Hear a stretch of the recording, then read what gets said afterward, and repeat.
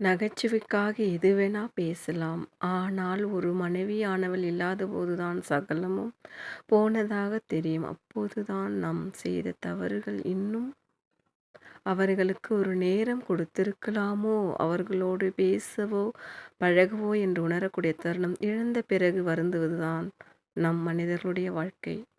நமது வாழ்க்கை அன்பென்ற கட்டடத்தில் உருவாகிறதே தவிர, உணர்ந்தவர்கள் வாழ்க்கை வாழ்கிறார்கள். உணராதவர்கள் வாழ்க்கையை இல்லாமல் ஆக்கிவிட்டு தனிமரமாக வாழ்ந்துவிட்டு போகிறார்கள். இப்படி வாழ்வதில் என்ன மகிழ்ச்சி இருக்கப் போகிறது? விட்டு கொடுத்து வாழ்வதில் இருக்கிற மகிழ்ச்சி வேறு எதிலும் இல்லை.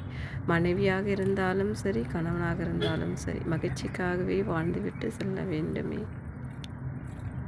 தவிர கோபம் என்ற ஒற்றை வார்த்தையை வைத்துக்கொண்டு தவித்துக்கொண்டு இருக்கக்கூடாது. எந்த சமயத்திலும் கணவனுக்கும் ஏதாவது கஷ்டங்கள் நேர்ந்தால் துணை நின்று உதவுவது மனைவியின் கடமையாகும். துணைவன் மனைவிக்கு எந்த ஒரு கஷ்டம் நேராமல் பார்த்து கொள்வது